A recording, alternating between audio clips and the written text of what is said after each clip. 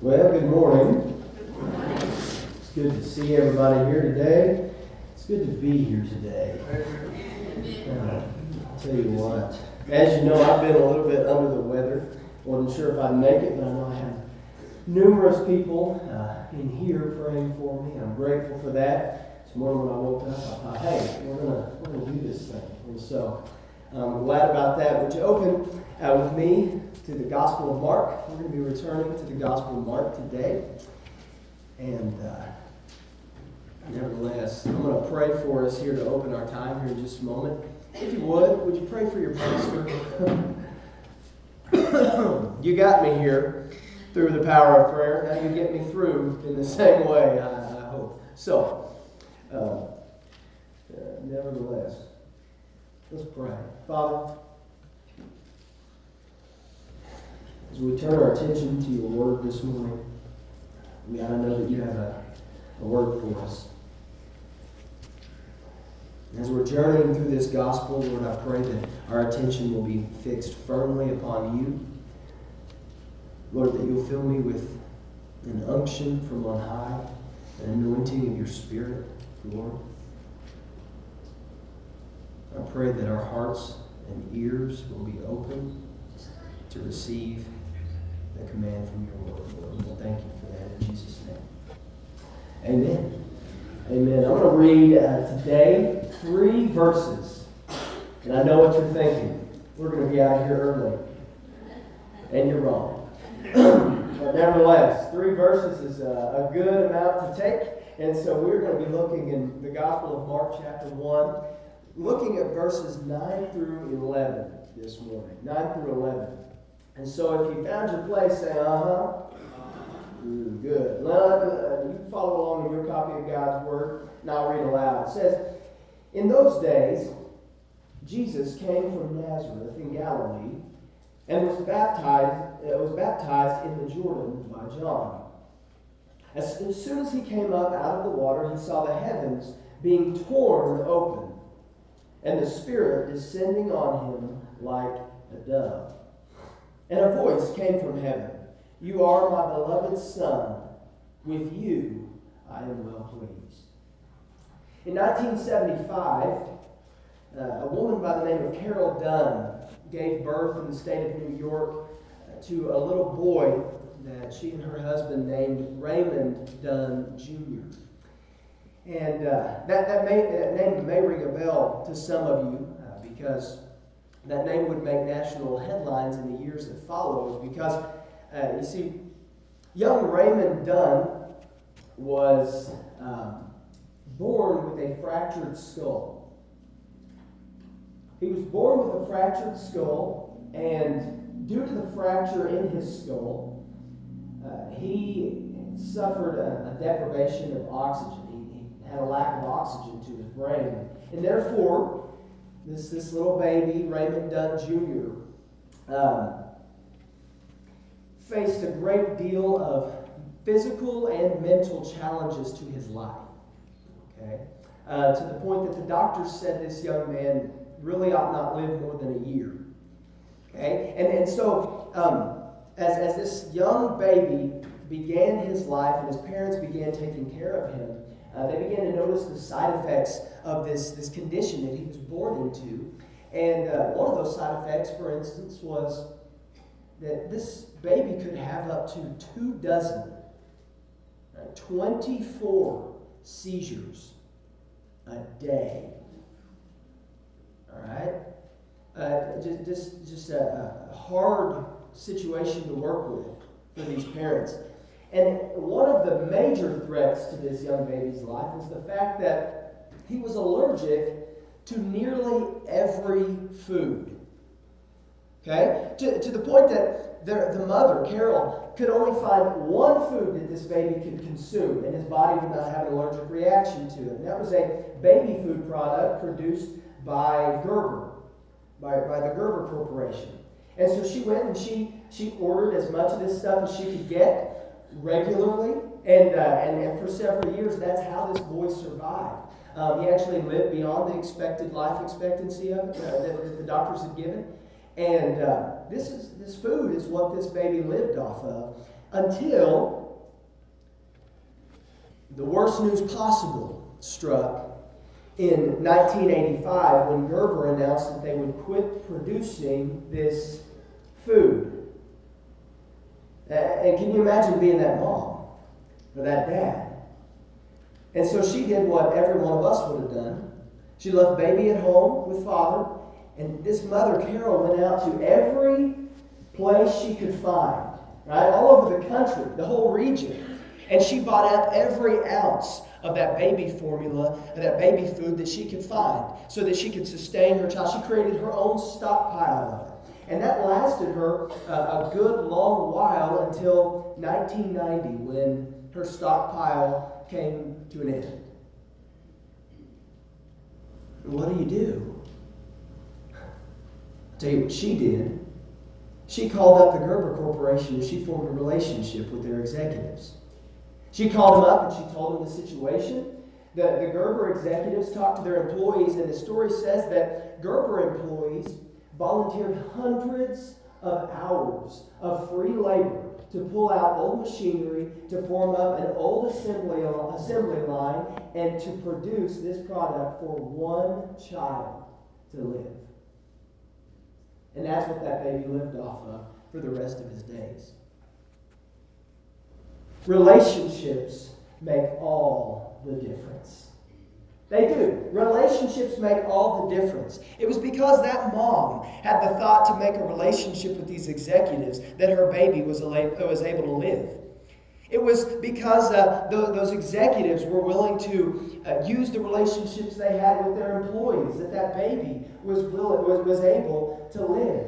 We are designed for relationship because relationship makes all the difference. We're designed to be in relationship with one another. And hey, here's the part of this whole idea of relationship that the world misses. We're not only designed to be in relationship with one another, we're designed to be in relationship with God. We live in a very broken and sinful world. We live as a broken image of God. And it's foreign to us in our natural state, in our sinful condition, to have a relationship with God. But at the end of the day, listen to me, church, we are designed to have a relationship with Him, to walk with Him, and to talk with Him, and to know Him, and for Him to know us. And so the question that it comes down to is this: how can sinful man have a relationship with a sinless God? How can unholy mankind have a relationship with the holy God of the universe? And Mark, in these 3 verses, I think is going to show us through this little narrative, this small narrative here in the life of Jesus. He's going to show us how we can have that relationship with God that we so desperately long for and that we were created for. And he's going to do this in these 3 verses, which really play out to be about 3 scenes of this story. First scene that we have is the sons emerging in verse 9. And then in verse 10 we see the Spirit's anointing. And then in verse 11 we see the Father's blessing. I love this. Let's look here at the opening scene in verse 9. The sons emerging. We see that in those days Jesus came from Nazareth in Galilee and was baptized in the Jordan by John. In those days. What days? Well, in the text just before this, if you recall, John the Baptist, this wild-haired, crazy madman, has gone out. He's got himself a soapbox out in the wilderness, and he's just preaching, right? And people are flocking to him. And he's out there and he's baptizing people in the Jordan River, and people are repenting, and they're confessing sins, and they're being baptized before God. And it's this beautiful picture. And people are flocking out to this man dressed in camel hair and eating locusts and wild honey. I mean, crazy guy, right? But that craziness attracts people. I hope that's why you like me. But nevertheless, amen. Who said amen? All right. But listen, people are flocking out there. And so in those days, as this is going on, it says that Jesus came from Nazareth in Galilee. Up to this point, except for a few moments that we have where he went to another region or he was at the temple when he was about 12, Jesus has been living the first around 30 years of his life in essentially complete and total obscurity. Right? His dad was a carpenter by trade, which meant he, in that day, worked with wood, but also with masonry. And he just kind of was living this humble, quiet, out-of-the-way lifestyle a long way from the temple. Okay? And all of a sudden, the text would have us to see that all of a sudden, Jesus is in the wood shop one day working away as he had for the first 3 decades of his life, and all of a sudden the Father came calling him to step out of the wood shop and into the wilderness. That's not great, isn't it? But nevertheless, so he steps out of the wood shop, he goes out into the wilderness, and here's the thing. If you're a first century reader, and you're expecting this new Lord, this new King, and you know that people are flocking out as you're reading this text. Flocking without end. It wasn't just a one-time event, but over and over, flocking to this John the Baptist. You think, hey, this is the moment. It's the moment we've been waiting on. When Jesus is going to step out into the wilderness, he's going to walk down into the water, turn around to that massive crowd of people, and declare himself the new King of the world. This should be, listen, this should be a trumpet blaring, carpet rolling, camera flashing event.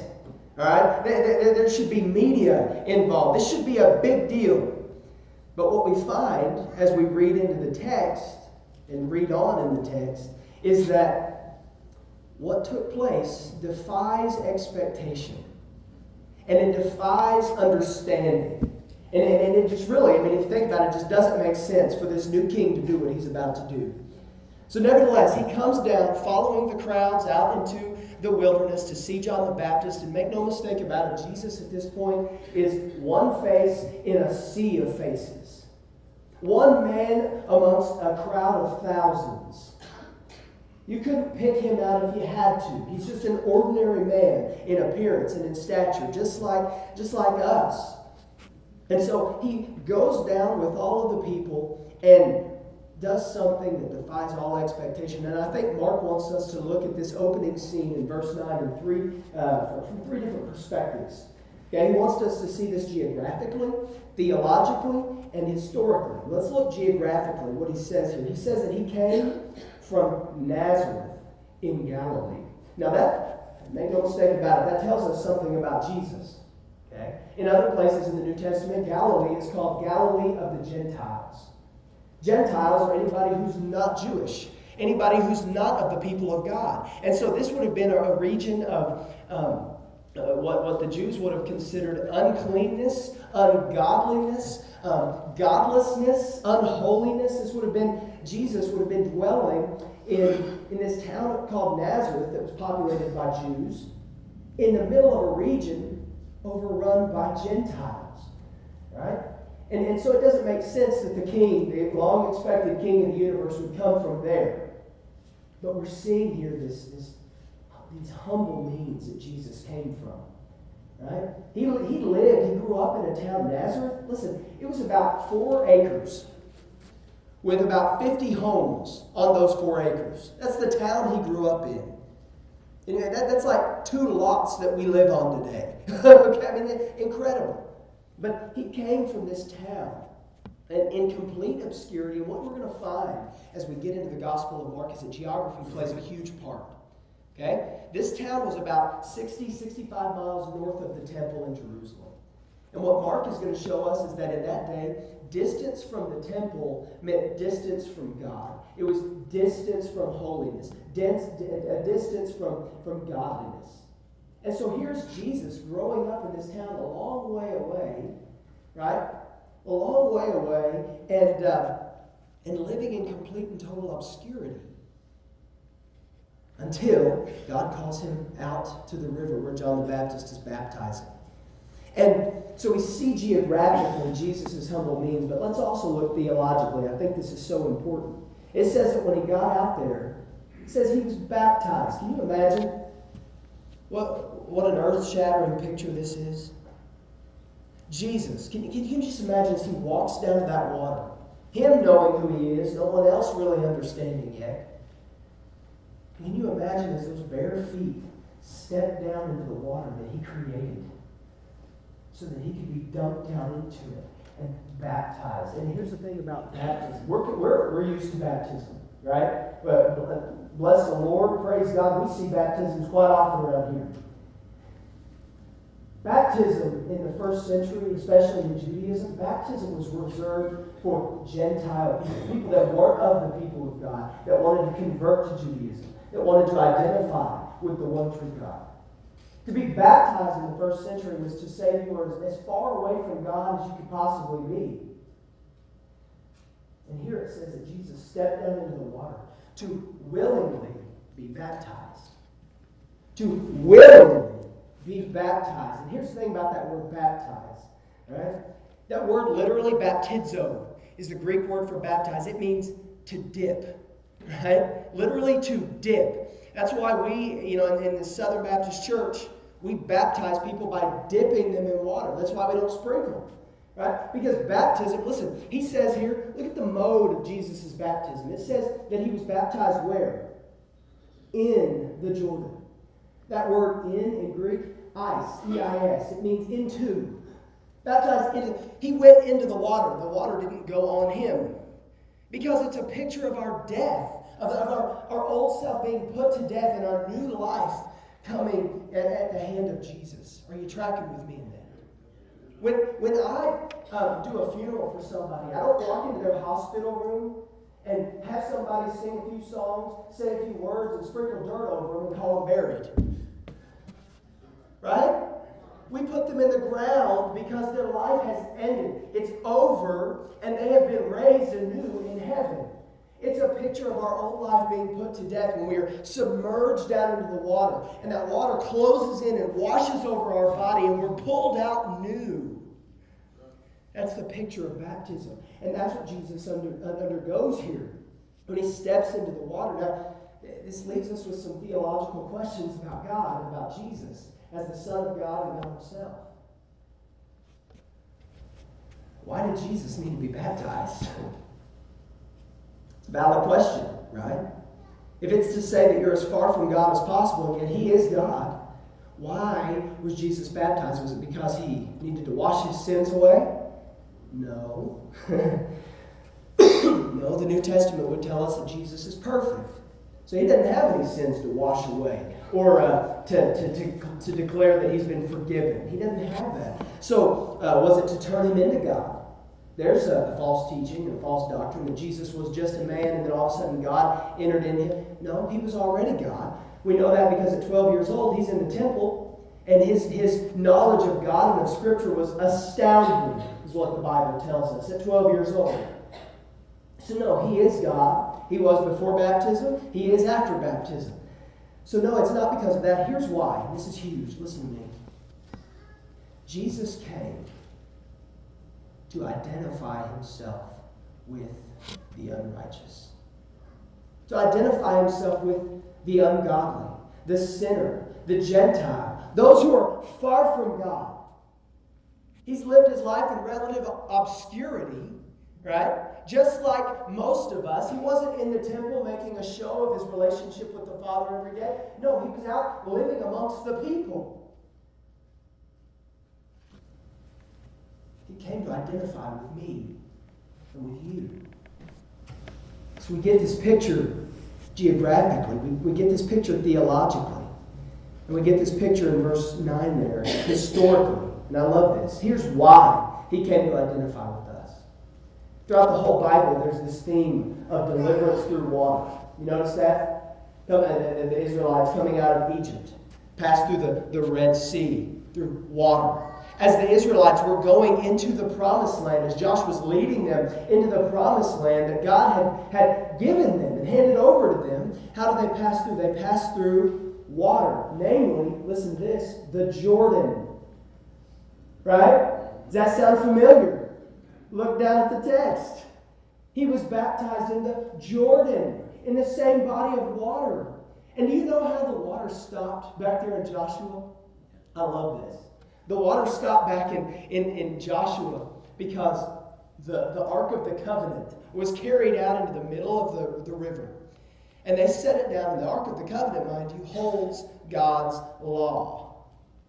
And they set it down in the river, and it held up the water so that they could pass by on dry ground. And now, and then they were delivered into the promised land. And now we get this beautiful picture that Jesus, as the one who would fulfill the law, steps down into the water, and he is baptized into the water. And when he comes up, it's for the deliverance of his people to the land that they've been promised. I love that picture. And we would miss it if we don't look at this in light of the context of the whole canon of the Bible, that Jesus is the fulfillment of the law, and he's here to bring eternal deliverance by identifying not just with the Jews and not just with the religious leaders as a Jew, but rather to also identify with the Gentile as someone who lives far from the temple, who's someone who lives far from the presence of God, and yet he's bringing the light of God and the gospel to these people who are undeserving, who seemingly the Jews would look down upon. I love that. And by the way, that's us. That's why it should matter. That's why you ought to shout amen. Amen. Because it matters to us. We are those people in desperate need.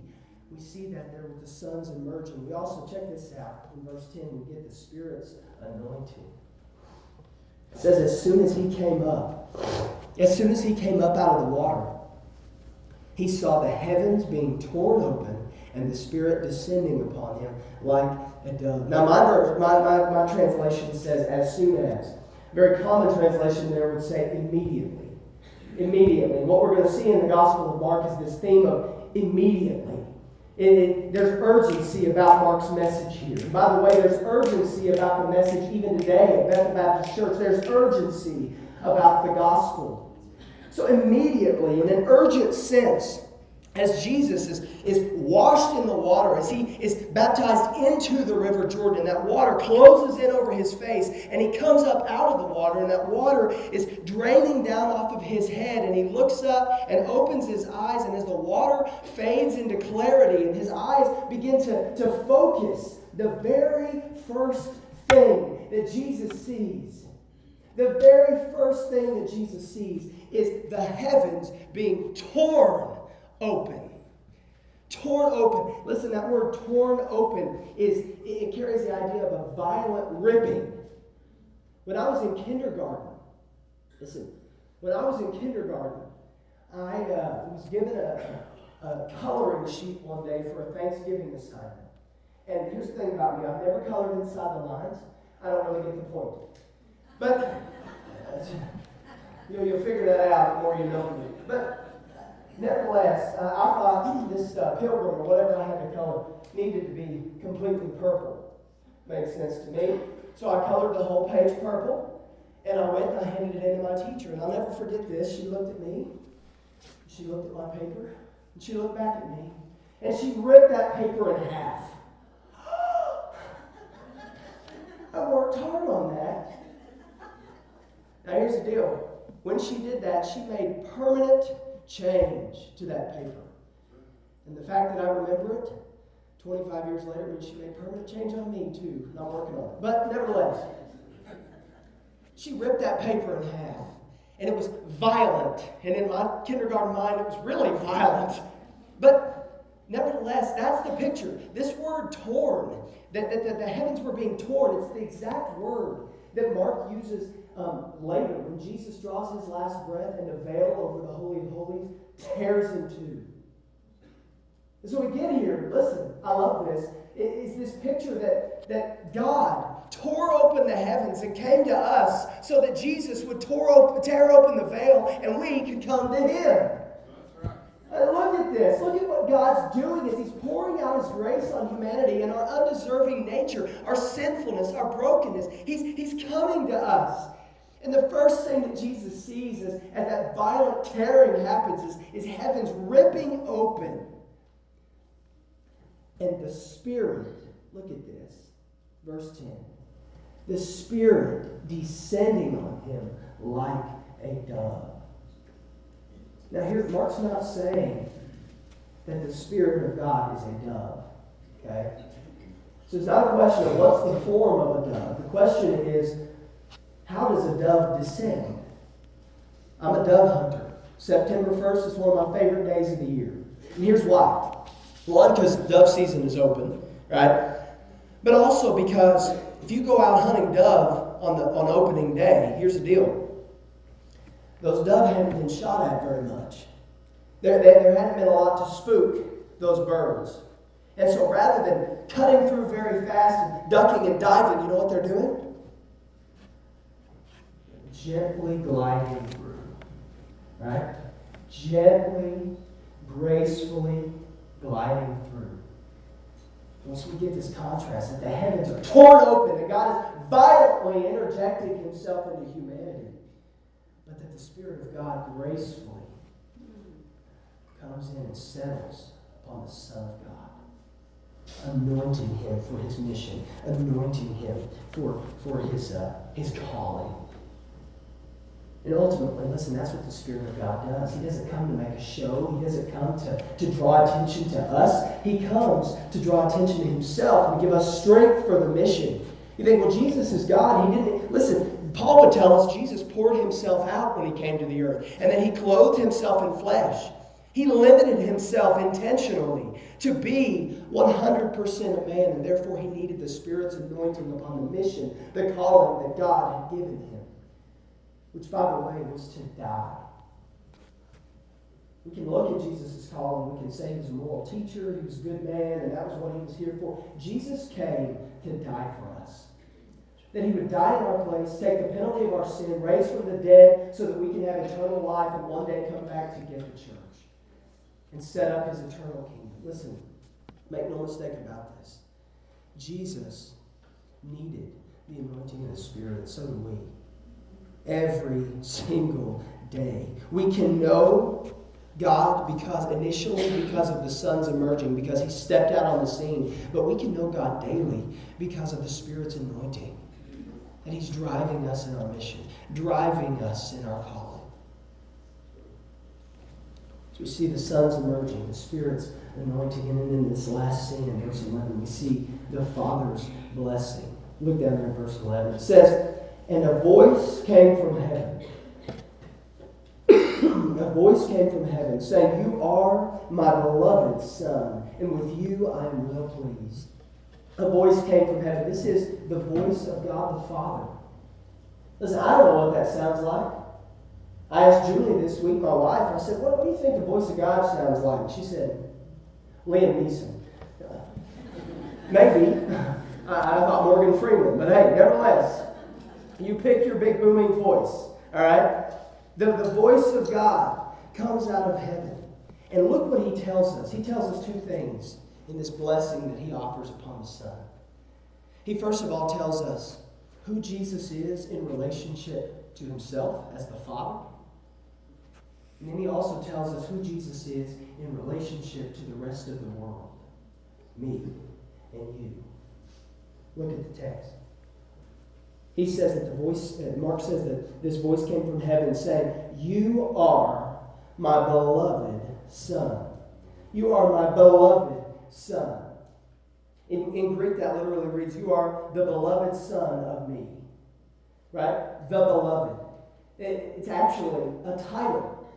You are my beloved Son. We're all loved by God. Make no mistake about it. God loves each and every one of us. But what God is doing here is distinguishing his relationship with Jesus as something special. Something that the rest of the world doesn't know yet and can't comprehend. Right? Something that is unique among the universe is the relationship of God the Father with God the Son. He is the beloved. Right? The beloved. This was a distinguishing title, and it was essential, right? That we understand that Jesus is set apart from the world. He's not like us, but at the same time, he became like us in that he was fully man and fully God. He is the beloved of God. And not only that, he tells us his relationship to the world. Look at this, and don't miss this here. He says, with you I am well pleased. Here's the thing, that word you is emphatic. Right? This is what we miss in English. Let me tell you, it's written in such a way that he's saying, you please me. With you I am well pleased. There's an emphasis there. You need to read it with the right emphasis, that what God is doing is He looks down, the Father is doing is He looks down at Jesus, is setting Jesus in contrast to everybody else. He's saying, you have my favor. Like no one else in history past, present, or future.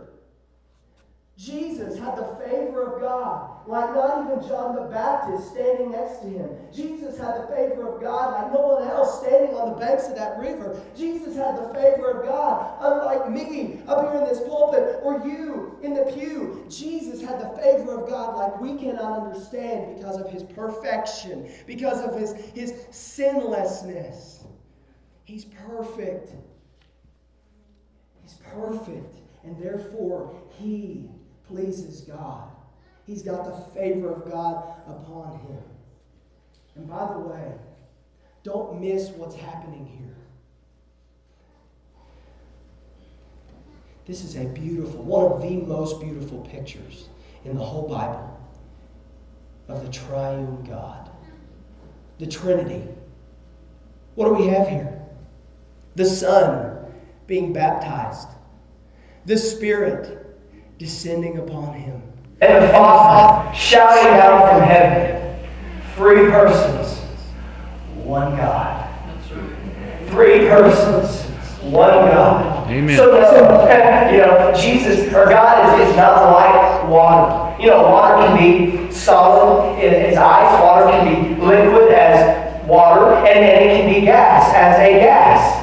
But one body of water can only be one thing. That's all we have here. That illustration doesn't suffice. Why? Because you have 3 persons, one God. God's not like the egg, where you have the shell and the yolk and the egg white, where they can all be separated out and operate independently and do different things. No, you have the Son walking with the anointing of the Spirit at the guidance of the Father. They're together. 3 persons, one God. And here's why it's significant, church. Because this holy God, this Son who is perfect, who is unlike any of us, came to make Himself like us. The whole of God is inclining Himself to us and extending Himself to us for salvation and for grace. Amen. What we're seeing in this narrative is that the highest of kings identify with the lowest of men, so that the lowest of men could identify with the highest of kings. Amen. This is one of the best passages, and it's only 3 verses in the whole Bible. That God would come to us in His fullness, that He would extend Himself to us and reach down in love and in grace and in mercy and bestow it upon all who would come in faith. You want to know God today? You'll do it through Jesus. And Him alone. And by the way, that applies to everybody. Christians in the room think, well, I've already got that down. Here's the deal. If you've been saved, there's application in this for you. Jesus, John would tell us, was the Word. He is the Word. In the beginning was the Word, and the Word was with God, and the Word was God. And Jesus is the Word. So if you're a Christian and you think, hey, I know God in salvation, but I want to know Him better, you'll dive into the Word. We got more access to this book than any people group in history. You got it on your phone, on your ride to work. You can plug it in on your auxiliary cable and listen to the Word. It will wash you and it will change you into a new person. We don't just want information, we want transformation that comes through the washing of the Word. Know God in His Word. In non-Christian groups, somebody that's never put their faith in Jesus, listen to me. You can know God. You can know the Creator by putting your faith in Christ. Amen. For salvation. Crying out to Him and saying, God, I'm sinful. I'm broken. I can't do this on my own. I need forgiveness and I need mercy. And listen, He is faithful and just to forgive you of your sins and to cleanse you of all unrighteousness. Come to know God. Here's the thing, Christians. The Christian room, it's not just that we know Him, it's that we can know that we know Him. Did you know that? You can know that you know Him. You know how? Through intentional obedience. when He calls you, when He stirs your spirit to move. I remember a time in my life where I just really didn't know God had saved me. And you know what? I figured out through conversations with people that we always spend so much time looking back at the moment of salvation. I would challenge you, Christian, if you're doubting your salvation today, listen to me. Don't look back to the moment of salvation. Look back to the last moment where God convicted you of sin. And He rooted it out of your life. And He changed you forever. You repented of your sinfulness. And you fixed your eyes upon Him for grace and for mercy and for forgiveness. Hey, that is what you can hang your hat on in terms of your assurance, is intentional obedience. Where you intentionally open the Word and you intentionally allow Him to change you. Listen, you'll never be sure of your salvation, Christian, if you've never been biblically baptized like Jesus portrays here. On the right side of your salvation. No, I'm not talking about infant sprinkling where you didn't know Jesus, you didn't even know how to stuff your thumb properly, and whatever. Listen, you didn't understand that at that time, let alone the gospel. We're talking about salvation on the right, or baptism on the right side of your salvation, where you came to faith in Christ and you publicly portrayed to the world your faith in Jesus. Jesus, here, that's what we see here. Jesus publicly identified with us through baptism. Now we publicly identify with Him through baptism. It's the first step of obedience, and we follow Him daily in intentional obedience as the Word leads and as the Spirit convicts, we obey. Wherever that may take us, however that may look. Julie read a book recently titled Radiant. She was telling me about one of the chapters in the book. You know, what this book is about famous, well, really not even famous, but women who gave their lives for the cause of Christ and for the Great Commission. In one of the chapters, the author talks about a group of people. It's not really even a group, but just a group of people that he titled the Hidden Ones. People who will never have their name up on a billboard. They'll never be heard on the radio. They'll never stand in a pulpit and preach. But rather, in obedience to the Lord's command, they have given their lives to see dead men and women come to life. People who have quite literally, upon the calling of God, uprooted their families and moved overseas to unreached people groups, and moved across the state or down the road to lost people, to extend the gospel to them. The good news of this Jesus, that He came, that He died for us for the forgiveness of sins, that He raised so that we can have new life.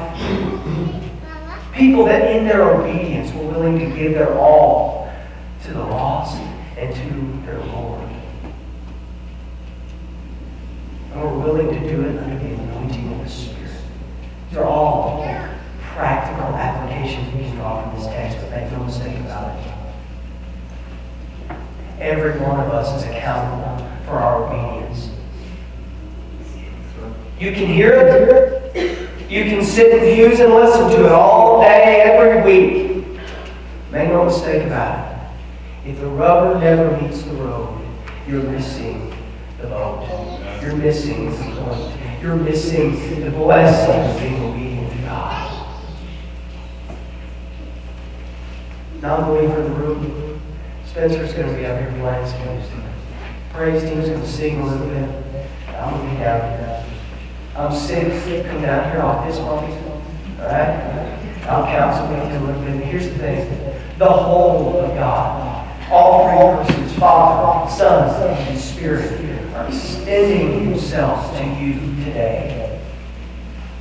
Would you come in salvation? Come and repent of your sin, be saved. Christian in this room, would you be obedient? Would you surrender yourself to a new, fresh obedience today, that you're going to be a person of this book, that you're going to dive in, that you're going to read it daily, that you're going to listen to it daily, that this word will not just inform you, but transform you in the way that you act, in the way that you think, in the places you go, in the words you say, in the people you interact with, in the way that you have a desperation and an urgency in sharing the gospel.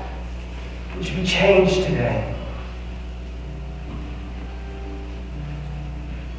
You come. Make these steps a place of prayer. Commit yourself to your day today. Pray with me, and I'll pray over you. Father, thank you for this church. Thank you for these people. And Father, thank you. Son, thank you. Spirit, thank you for extending yourself to us. Reaching out and identifying with us in our need and in our lostness and in our desperation. God, save somebody today. Please convict them of sin and righteousness. Call your people to their knees in prayer and in devotion and in intentional obedience, Father. Have your way in this place and in my heart and in all of us, Lord. We thank you. It's in a strong